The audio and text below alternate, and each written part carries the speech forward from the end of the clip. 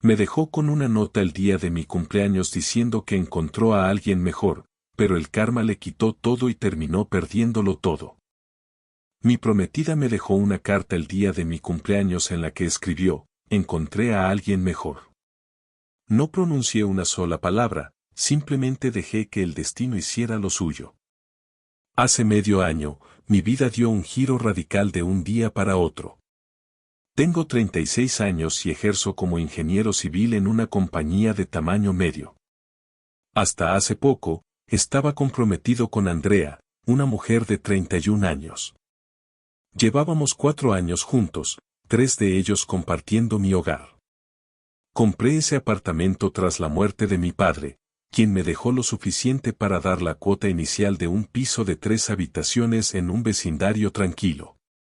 No era un lugar de lujo, pero la hipoteca era manejable y contaba con un jardín amplio, perfecto para el perro que siempre quise tener, aunque Andrea aseguraba que era alérgica. Recuerda que si te gustan mis vídeos no olvides suscribirte al canal.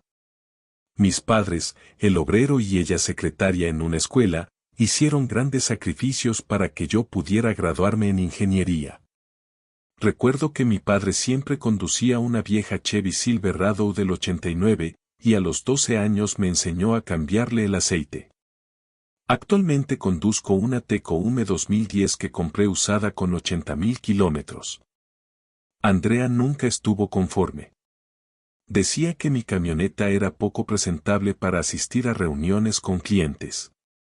Yo me negaba a endeudarme solo por aparentar.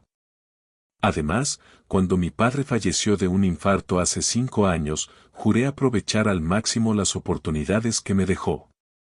Ella trabajaba en ventas farmacéuticas y ganaba alrededor de $85.000 anuales más comisiones, así que vivíamos bien, aunque no nadábamos en riquezas. Teníamos planes de casarnos el verano siguiente. Ya habíamos adelantado un pago de $4.000 para la boda, sus padres habían cubierto el resto y todos parecíamos emocionados, hasta que las pequeñas discusiones comenzaron a hacerse cada vez más frecuentes. Hace 6 meses, todo se empezó a torcer. Primero fueron sus cenas con clientes, cada vez más habituales, y luego sus regresos a casa impregnada de un perfume masculino que no era mío. Cuando llegaba tarde, yo encontraba recibos de restaurantes costosos en su bolso o su chaqueta.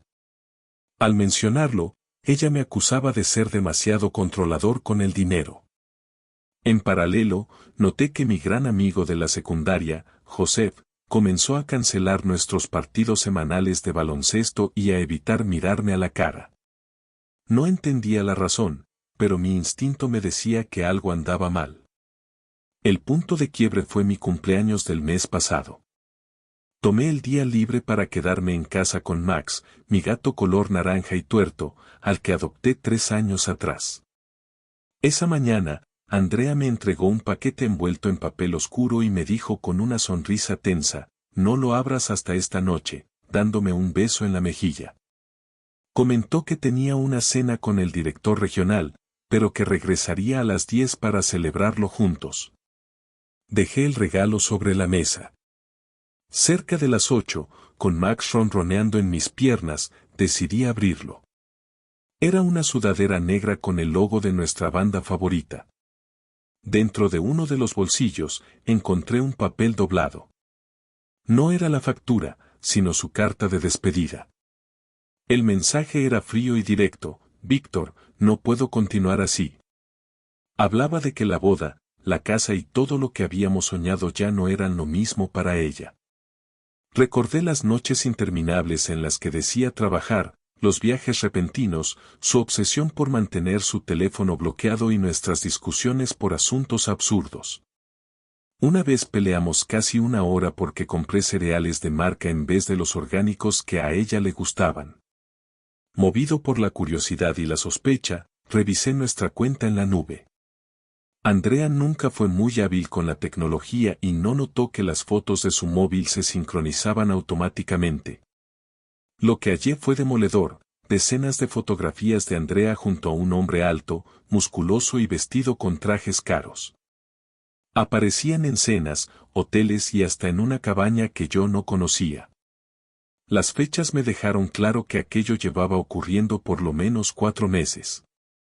En una carpeta titulada Escapada de fin de semana había imágenes donde él posaba delante de mi propio coche, el mismo que yo le prestaba de vez en cuando. Seguí explorando las copias de seguridad y di con conversaciones de texto que me revolvieron el estómago. Andrea hablaba mal de mí, me describía como un hombre aburrido y aseguraba que planeaba empezar su verdadera vida junto a ese tal Dorian, un médico del hospital donde ella trabajaba con clientes. En ese momento, mi teléfono sonó. Era Joseph. Su voz sonaba nerviosa. Hermano, tenemos que hablar, es urgente. Lo llamé enseguida. Me confesó que llevaba 3 meses viéndolos juntos en la cafetería del hospital, y que el mes anterior incluso los sorprendió besándose en el estacionamiento. Dorian, al darse cuenta, lo amenazó con acusarlo de acoso si contaba algo, poniendo en riesgo su trabajo. Joseph me dijo que había querido advertirme antes, pero no sabía cómo hacerlo sin generar un conflicto mayor. Yo escuchaba, tratando de procesar cada palabra, mientras él repetía, no sé cómo ayudarte, pero tenía que decírtelo. Al día siguiente decidí tomar la primera medida. Llamé a un viejo amigo de mi padre, quien ahora era mi agente de seguros, y le conté toda la situación. En cuanto terminé de hablar con él, cancelé de inmediato la póliza de seguro de la boda. Antes de colgar, me dijo con tono serio, hijo, esto merece que hable con tu tío Paul. Hay cosas que deberías saber. 2 horas después, mi tío Paul apareció en mi porche con un paquete de 6 cervezas, la marca que más le gustaba a mi padre. Me tendió una lata y sonrió con cierta tristeza, hay que brindar. Un compromiso roto duele, pero un matrimonio fracasado duele mucho más. Nos quedamos en silencio unos minutos hasta que añadió, tu padre habría hecho lo mismo que tú. Para mí, esas palabras fueron un halago enorme, un recordatorio de que estaba actuando con dignidad. Decidí tomarme una semana libre para ordenar mi vida. Lo primero que hice fue cambiar todas las cerraduras de la casa. Después me puse a revisar a fondo nuestras finanzas. La cuenta conjunta tenía alrededor de $12,000, la mayoría provenientes de una bonificación reciente que había recibido en el trabajo. Transferí todo a mi cuenta personal sin dudarlo. Al día siguiente contacté al salón de eventos y al fotógrafo para explicarles la situación. Pedí que todos los depósitos quedaran registrados a mi nombre exclusivamente. Diane, la encargada, fue comprensiva y accedió sin poner objeciones.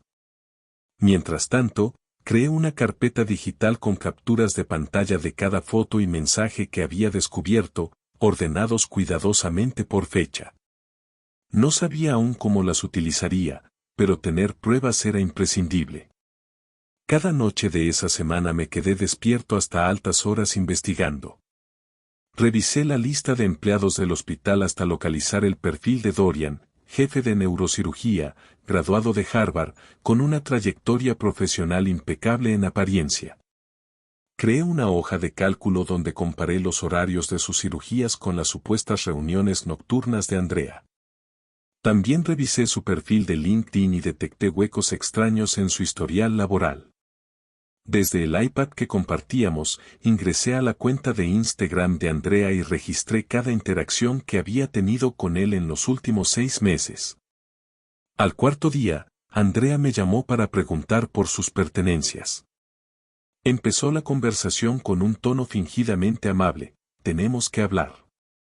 Le respondí de manera seca que podía recoger sus cosas al día siguiente a las 6 de la tarde.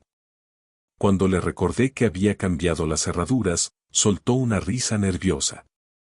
Esa casa es mitad mía, dijo con firmeza.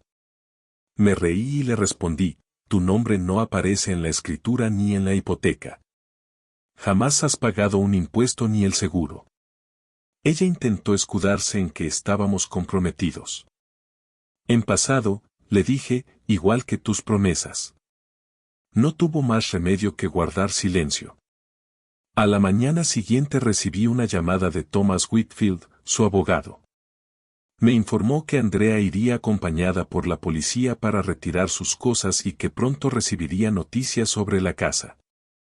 Mantuve la calma y le respondí al abogado, antes de amenazarme, asegúrese de revisar la cuenta en la nube que compartía con mi padre.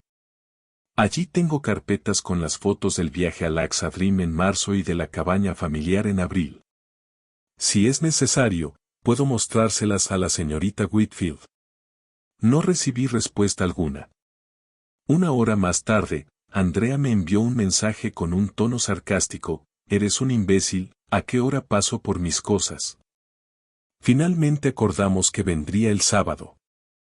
Ese día llegó acompañada de su hermana menor, Clara, quien claramente evitó traer a Dorian, algo que consideré un movimiento inteligente. Pasé la mañana empacando todas sus pertenencias en bolsas negras y cajas de cartón. Me senté en el escalón de la entrada, con Max sobre mis piernas, evitando mirarla. Clara, siempre serena y genuina, opuesta al temperamento de Andrea, me ayudó a cargar las cajas en su Range Rover. «Siento que todo haya llegado a esto», murmuró con sinceridad. Le respondí que no era su culpa. Se quedó pensativa un momento antes de añadir, «Creo que está cometiendo un grave error. Dorian ya ha destruido otras relaciones antes». Le conté la historia de una enfermera a la que él dejó por Andrea y que, irónicamente, terminó abandonada a los 3 meses. Le pedí que no comentara nada a su hermana, pues para Andrea aquello era un romance de ensueño. Clara me aseguró que guardaría el secreto. Esa misma noche, Clara me llamó para advertirme que Andrea había tomado objetos que no le pertenecían, entre ellos el guante firmado que me dejó mi padre y el reloj de mi abuelo. Le respondí que, además de esos objetos de valor sentimental, Andrea tampoco debía marcharse con el anillo de compromiso, que costaba $15,000 y representaba prácticamente todos mis ahorros. Me quedé sentado en el viejo sillón reclinable de mi padre, ese que Andrea detestaba, pensando en cuál sería mi siguiente paso. Esa apropiación indebida de recuerdos familiares fue la chispa final que encendió mi determinación de investigar más a fondo a Dorian. Al día siguiente me reuní con Joseph en un restaurante alejado del hospital para evitar miradas curiosas.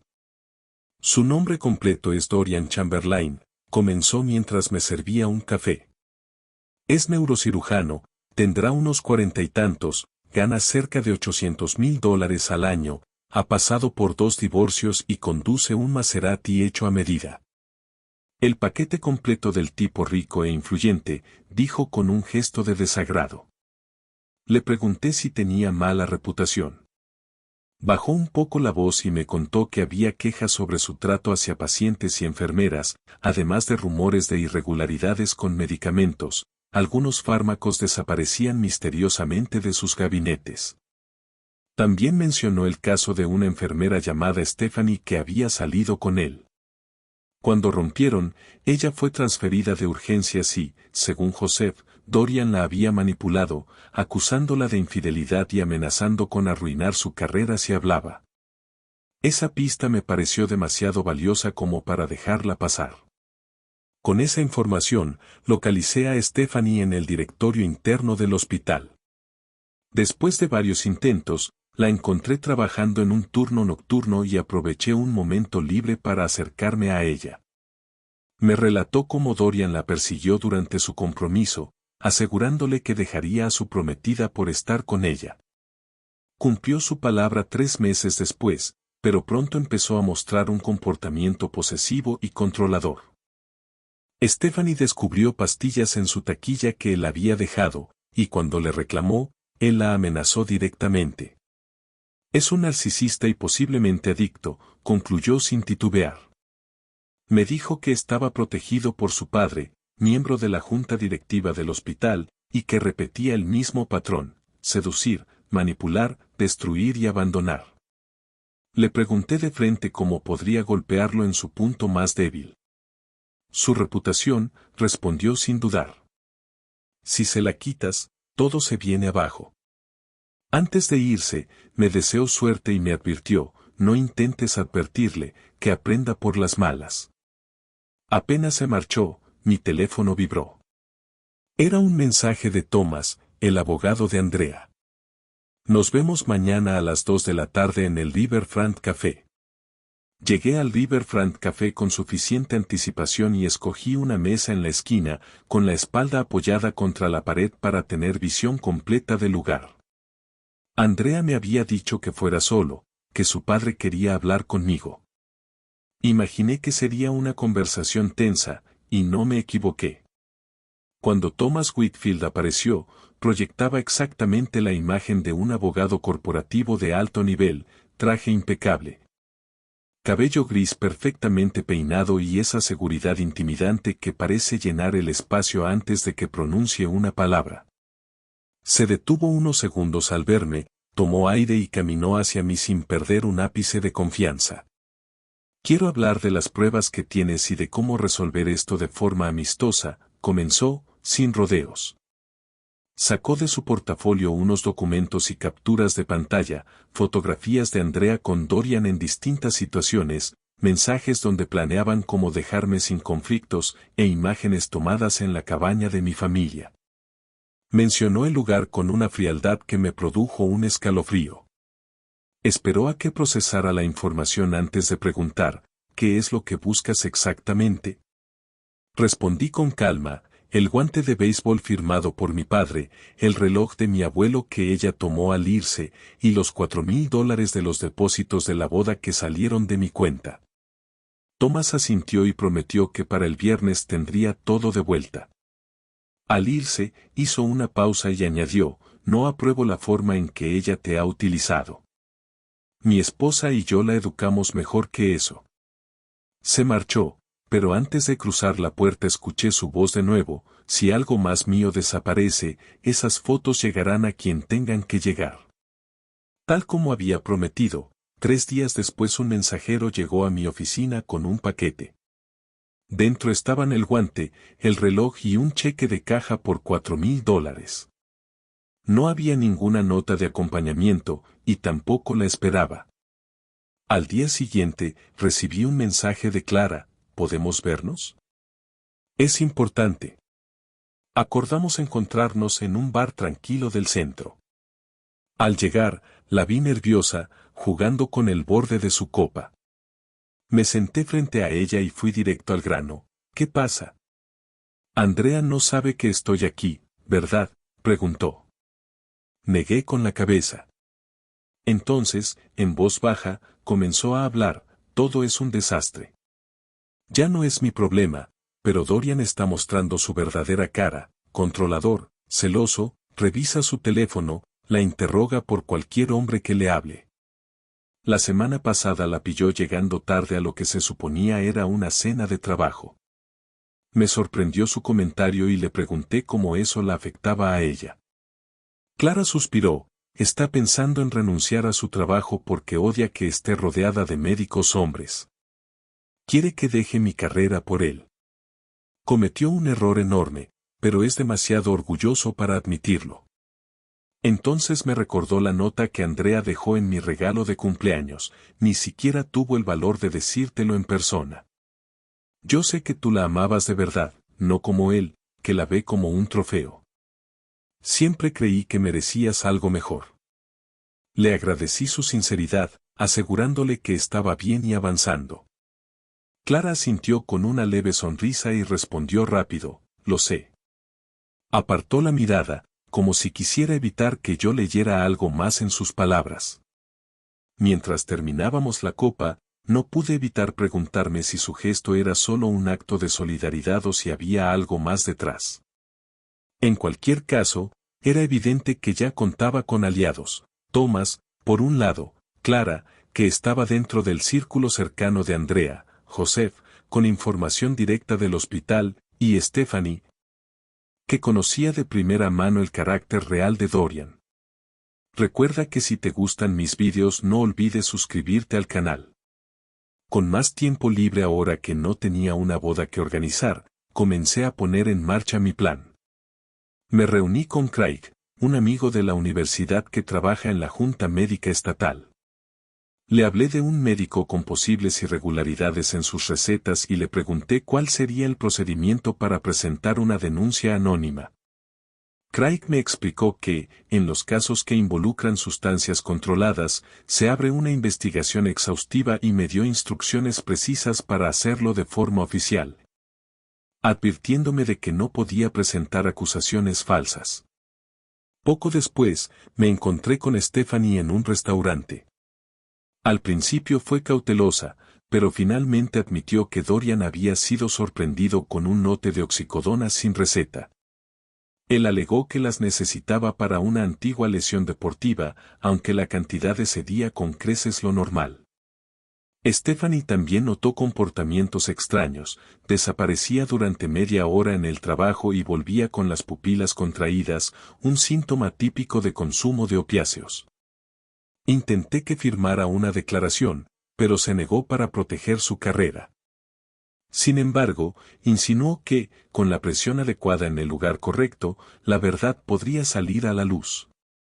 En las semanas siguientes, mantuve reuniones ocasionales con Clara, quien me enviaba mensajes frecuentes sobre el deterioro de la relación entre Andrea y Dorian.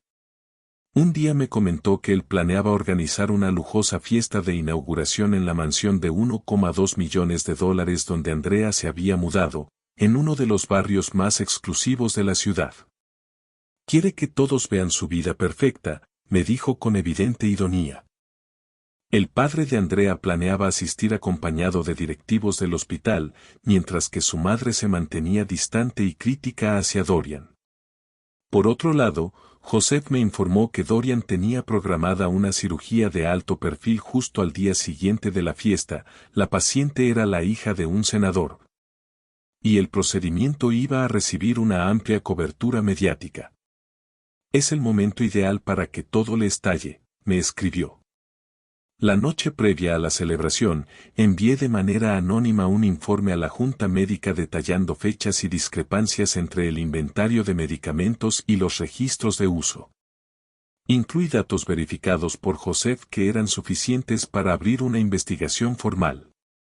Además, me puse en contacto con un guardia de seguridad del hospital, al que pagué $200 para que me notificara cualquier comportamiento extraño de Dorian en los días posteriores. No asistí a la fiesta, pero Clara me envió fotos en tiempo real, Andrea luciendo un vestido de diseñador, Dorian presumiendo ante sus colegas, y el padre de Andrea socializando con altos ejecutivos. Todo se veía perfecto, demasiado perfecto para lo que estaba por venir. El lunes siguiente, Dorian realizó la cirugía sin contratiempos aparentes. Sin embargo, lo que nadie esperaba era que esa misma mañana el hospital implementara un examen de drogas aleatorio para todo el personal quirúrgico.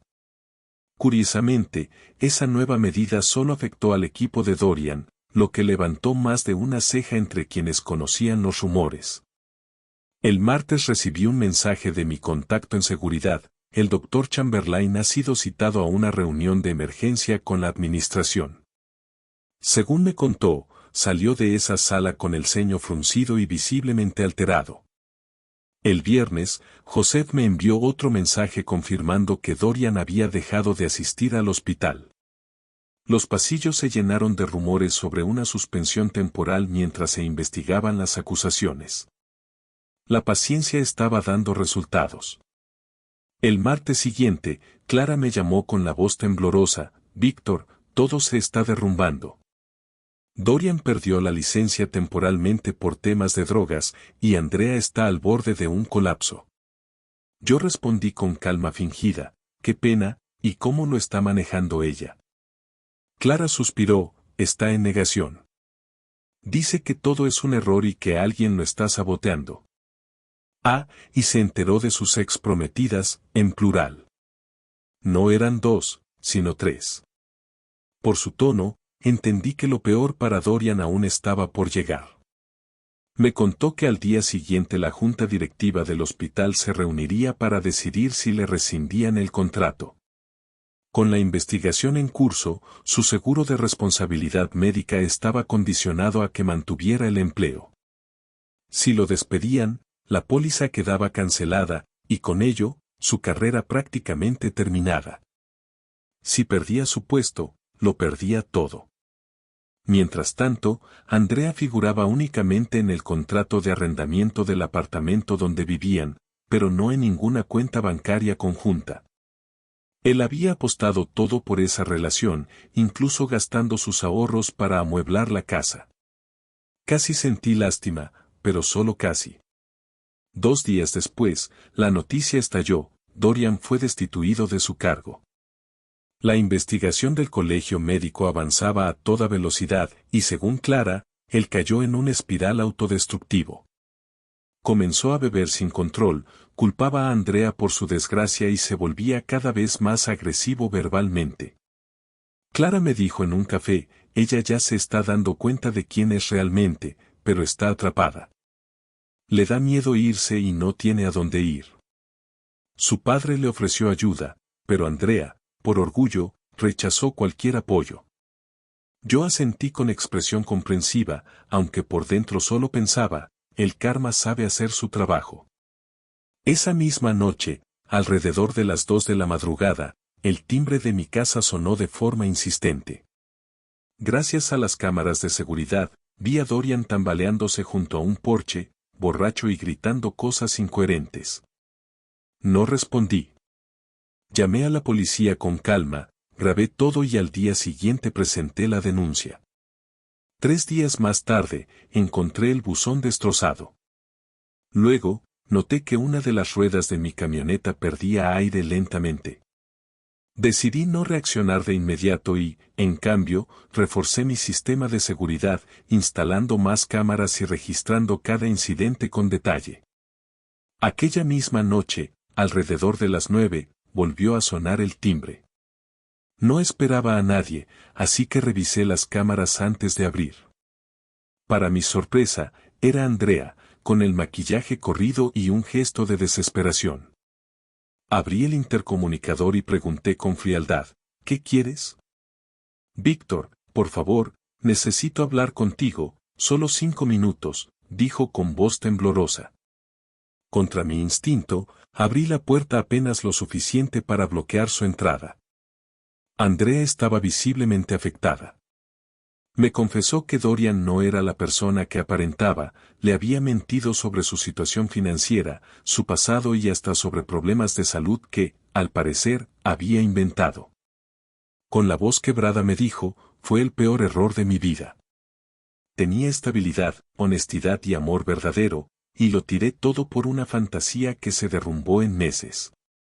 Luego relató que Dorian estaba a punto de perder su licencia, que el condominio iba a ser embargado, que estaba endeudado y que la noche anterior la había empujado contra una pared. Le sugerí que llamara a la policía en lugar de buscarme a mí. Entre lágrimas, replicó: no tengo a dónde ir. Mis padres están fuera y la casa de Clara es muy pequeña. Solo necesito un par de días aquí. No pude evitar reírme con incredulidad.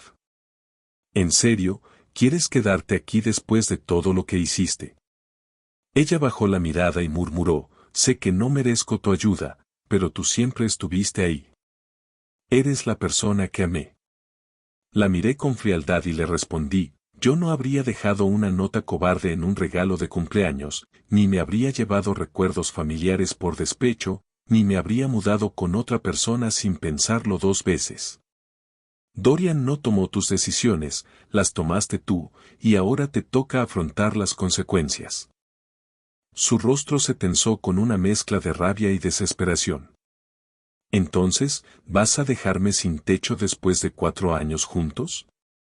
Qué irónico, dijo, intentando despertar mi culpa. Con un tono cargado de sarcasmo, preguntó: ¿y qué tal la carrera de Dorian?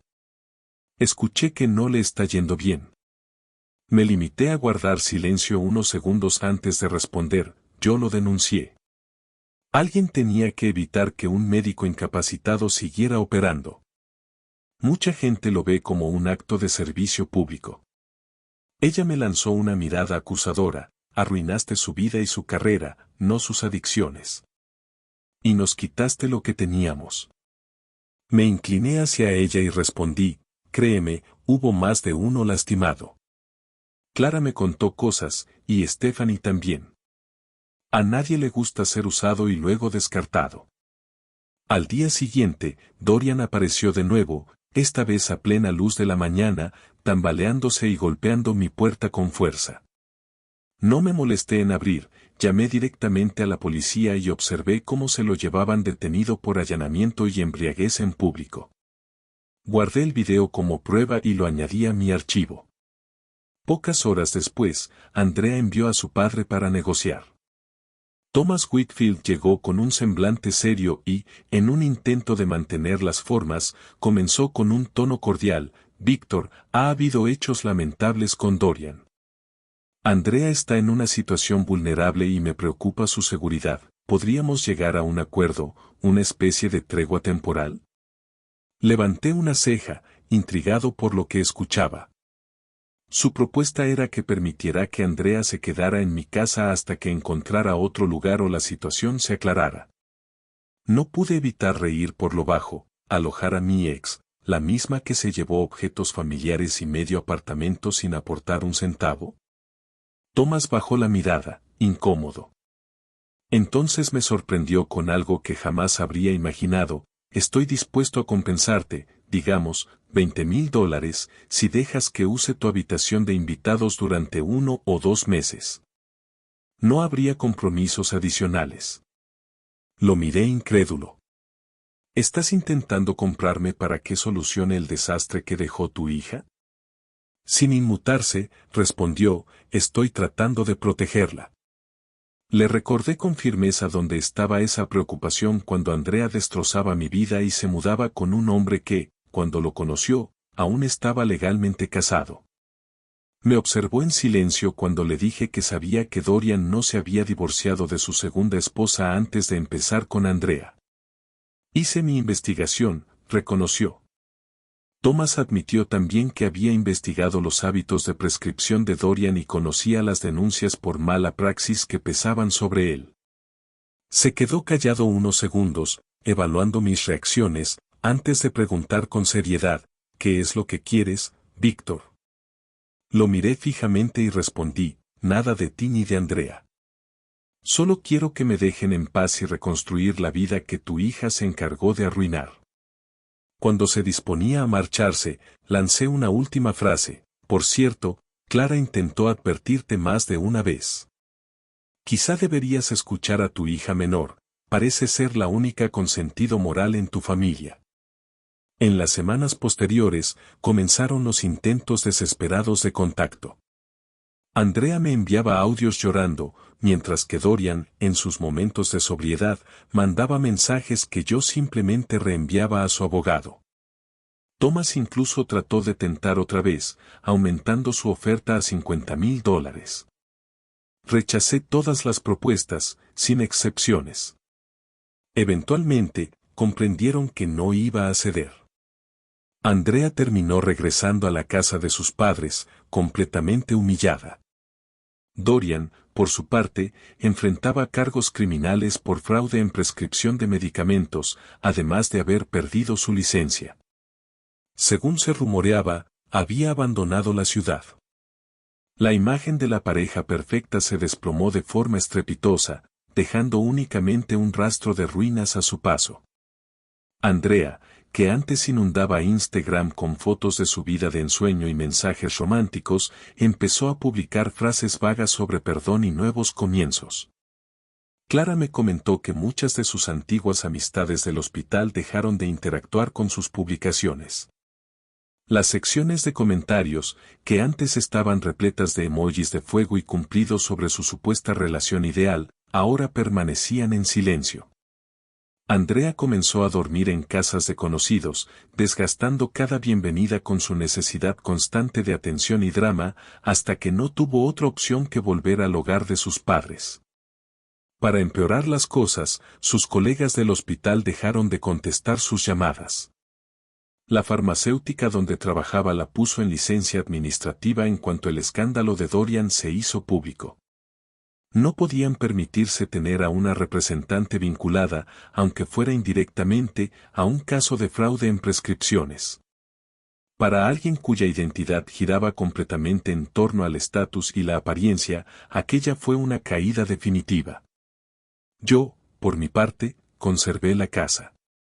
Finalmente adopté el perro que siempre quise, un labrador mestizo rescatado al que llamé Cooper. Volví a jugar baloncesto con Joseph y mejoré mi vieja Teco-Ume instalándole un nuevo sistema de sonido y neumáticos. Max, mi gato, terminó aceptando a Cooper y entre los tres establecimos una cómoda rutina de solteros. De vez en cuando salgo a tomar un café con Clara, ella es, en todos los sentidos, lo opuesto a Andrea, y para mí eso ya es un elogio enorme. Vendí el anillo de compromiso y, poco a poco, fui entendiendo que la mejor venganza no siempre es ver a alguien sufrir, sino contemplar cómo se da cuenta de que ya no forma parte de tu vida. Han pasado 6 meses desde entonces. La vida tiene maneras curiosas de reorganizarse. Mientras escribo esto, Cooper duerme roncando a mis pies y Max vigila desde el apoyabrazos del sillón reclinable que fue de mi padre. Me aseguré de rodearme de personas que valoran quién soy, y no cuánto gano o el coche que conduzco. En el trabajo las cosas también marchan bien. El mes pasado me ascendieron a líder de proyecto, fruto de las largas horas que dediqué tras la ruptura. En cuanto a Andrea y Dorian, la caída fue incluso más dura de lo que imaginé. Dorian no solo perdió su licencia de forma definitiva cuando se descubrió que utilizaba los números de registro de otros médicos para emitir recetas ilegales, sino que también enfrentó cargos penales. Según Joseph, se declaró en bancarrota y regresó derrotado a su ciudad natal en Ohio. La mansión de $1,2 millones fue ejecutada por el banco, y su Maserati fue incautado en pleno estacionamiento del hospital, un momento que, según me contó Joseph, se volvió casi legendario entre el personal. Andrea, por su parte, intentó salvar su carrera en el mundo de las ventas farmacéuticas, pero su reputación quedó irreversiblemente dañada. No es fácil vender medicamentos cuando tu expareja es conocida por perder su licencia debido a problemas con drogas. Al final, terminó aceptando un empleo en una empresa mucho más pequeña y con un sueldo muy inferior. La semana pasada, la vi detenida en un semáforo, conduciendo el viejo Honda de su padre. Yo pasaba al lado en mi Teco-Ume recién detallada y con neumáticos nuevos. Nuestros ojos se encontraron apenas un instante. No hice gesto alguno, simplemente seguí mi camino. Creo que esa indiferencia le dolió más que cualquier insulto que pudiera haberle lanzado. En cuanto a Thomas, también pagó un precio. Al parecer, las fotos tomadas en la cabaña se filtraron, y no fui yo, lo que provocó la furia de su esposa. Dorian había sido amigo de la familia, y que Thomas hubiera encubierto todo fue visto como una traición imperdonable. Según Clara, la discusión familiar fue monumental y Thomas terminó durmiendo en su oficina durante un mes entero. Mientras tanto, las reuniones de café con Clara comenzaron a transformarse poco a poco en cenas. Ambos íbamos con cautela, marcados por nuestras experiencias pasadas, pero había entre nosotros algo genuino que jamás tuve con Andrea. Hace 3 semanas, Andrea se enteró de nuestra relación. Fue pura casualidad, al pasar por la casa de sus padres, nos vio cenando juntos en la terraza. El estallido fue inmediato, con gritos, acusaciones de traición y una escena digna de telenovela. Clara, siempre calmada, la interrumpió con 5 palabras que aún resuenan en mi memoria: no todo gira alrededor de ti. Nunca me sentí más orgulloso de alguien. La ironía es evidente. Andrea destruyó una relación estable persiguiendo una fantasía que se derrumbó en cuestión de meses, mientras que yo encontré algo auténtico con alguien que siempre estuvo ahí, frente a mis ojos. Sus padres, curiosamente, han mostrado apoyo hacia nosotros. Tal vez comprendan que, al final, todo esto no es más que un ajuste natural del karma. Recuerda que si te gustan mis vídeos no olvides suscribirte al canal.